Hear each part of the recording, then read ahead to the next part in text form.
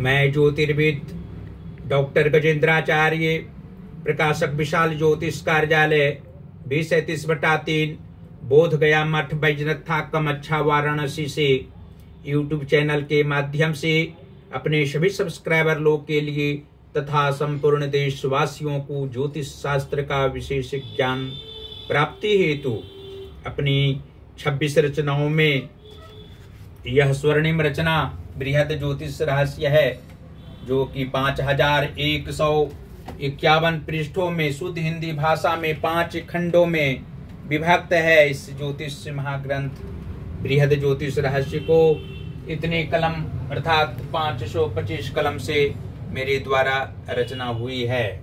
आज आप लोगों को जन्म कुंडली के 10वें भाव में बुध एवं बृहस्पति ग्रह को एक साथ बैठने का फल स्पष्ट शब्दों में वर्णन करने जा रहा हूं। जन्म कुंडली के 10वें भाव में बुध एवं बृहस्पति के मेल से जातक सत्यनिष्ठ व्यक्ति की भांति सदैव जनमानस के मध्य आचरण रखने वाले होते हैं। कर्मों के माध्यम से समाज में प्रतिष्ठित होने की भावना इन्हें रहती है। दूसरे के सहारे कार्य रहने की बात तक ये जातक नहीं सोचते हैं। भाग्योदय होने से पहले और बाद में भी चमत्कारिक लक्षण इसमें व्याप्त होते हैं। मानव सेवा को सर्वोपरि जीवनोपर्यंत समझते हैं। वृद्धावस्था के प्रथम सत्र में कुछ शत्रु की अधिकता कर्म क्षेत्र में ज्यादा रहती है। ये अपनी सत्यनिष्ठता पर निरंतर अड़े रहते हैं। अधर्म कार्य को बर्दाश्त करने की क्षमता इनमें नहीं होती है। कुंडली के कर्म स्थान व 10वें भाव में एक साथ बुध तथा बृहस्पति की मेल से 10वें शुक्र को होने से जातक धनवान, ज्ञानवान तथा समाज सेवी अत्यधिक रूप से होंगे। अशांति इनके जीवन में मात्र 15-20% भाग ही रहती है। बाकी पूरा समय आनंद पूर्वक व्यतीत होना लाजमी बात होती है। विवेक से कार्य करने वाले, तनावपूर्ण स्थिति में भी अशोभनीय कार्य कदापि नहीं करने वाले ये जातक होते हैं। यह भाव बुध का तो कारक भाव ही है, जिसके प्रभाव से जातक को धर्मनिष्ठता पर अटल रहना अनिवार्य होता है। माता पिता का भक्त जातक सत्य में होते हैं। विशेषतया पितृ सेवा में रहना स्वधर्म आत्मिक रूप से समझते हैं।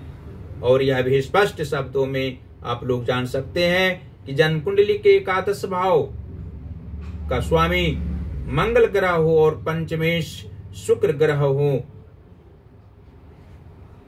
और 10वें भाव अर्थात कर्म भाव में बुध एवं बृहस्पति एक साथ विराजमान हो तो जातक अपने कार्य स्वतः करने वाले स्वतंत्र रूप से होते हैं। परतंत्र जीवन जीने वाले नहीं होते हैं। अपने पर विश्वास रखने वाले होते हैं। मित्र गण की सहायता इन्हें प्राप्त नहीं होती है। पुत्र सुख अवश्य होता है। इनकी भावनाओं को समझने वाले पुत्र होते हैं, संतान भी होती है और सभी अवस्थाओं में जातक कर्मनिष्ठता की ओर अग्रसर रहा करते हैं।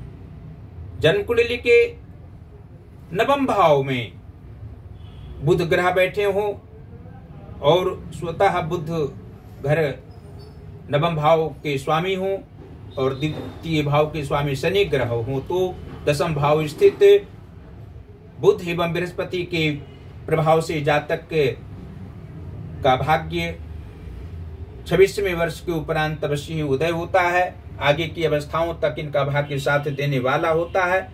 ये जातक भाग्य के भरोसे रहने वाले नहीं होते हैं। धन की अधिकता अवश्य इनके पास में रहती है और धर्मनिष्ठता पूर्वक कर्म करते हुए सामाजिक प्रतिष्ठा प्राप्त करते हैं। समाज उत्थान करना इनका मुख्य उद्देश्य रहा करता है।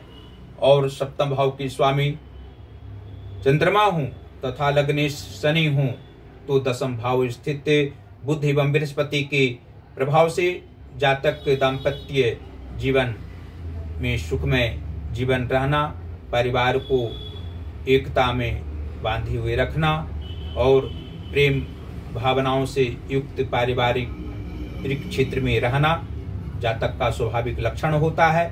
जातक की आयु दीर्घायु होती है। 84 वर्ष की आयु से अधिक ही इनकी आयु होती है। शनि का प्रभाव अनुकूल जीवन के सभी भाग में रहता है और वक्री किसी भी रूप में शनि नहीं होते हैं। और जन्म कुंडली के 6वें भाव के स्वामी बुध ग्रह हों तथा पराक्रम भाव के अर्थात तृतीय भाव के स्वामी गुरु बृहस्पति हों और 10वें भाव में बुध एवं बृहस्पति का मेल हो तो जातक का मित्र कम होता है लेकिन अच्छे विचारों से युक्त रहने वाला होता है। पराक्रम की भावना जातक में अवश्य रहा करती है।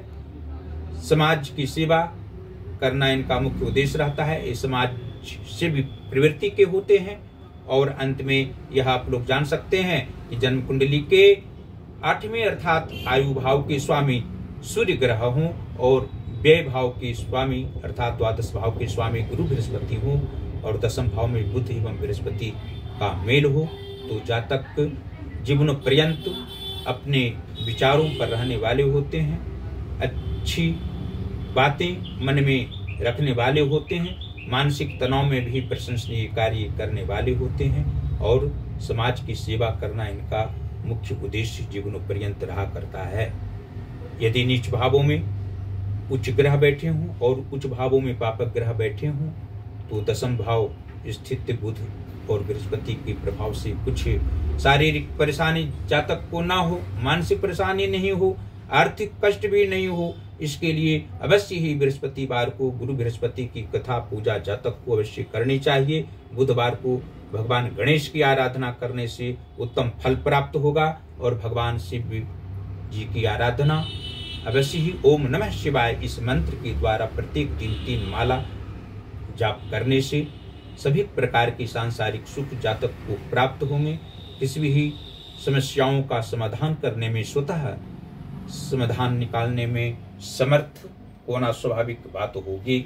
और अंत में आप लोगों से इस ज्योतिष महाग्रंथ बृहद ज्योतिष रहस्य को अपने अपने घरों में मंगवाने के लिए इसको विद्यालय, महाविद्यालय, विश्वविद्यालय में 5 खंड को रखे जा सकते हैं और इसका अध्ययन करने पर जन्म कुंडली का बृहद रूप से ज्ञान प्राप्त होगा। एक साधारण व्यक्ति भी ज्योतिषी इस समान उच्च विचारों से युक्त रहकर किसी भी जन्म कुंडली को वाच सकते हैं, देख सकते हैं और उसका समाधान इससे अवश्य ही निकाल सकते हैं। और जो हमारी 26 रचनाएं हैं यहाँ से जो प्रकाशित हुई हैं आप लोग अवश्य ही इसको मंगवावें और इसका अध्ययन करने के उपरांत अवश्य ही जो आप लोग को ज्ञान प्राप्त होगा हमको आत्मिक खुशी होगी। देवादिदेव महादेव की असीम कृपा आप लोगों पर बनी हुई रहे। माता अन्नपूर्णा जी की कृपा बनी हुई रहे आप लोगों पर। और YouTube पर जो हमारा ज्योतिष महाज्ञान चैनल है उसको अवश्य ही सब्सक्राइब करें। आप लोग सदैव प्रसन्न रहें, हमारी सभी रचनाओं का अध्ययन करते रहें। इसी शुभकामनाओं के साथ धन्यवाद।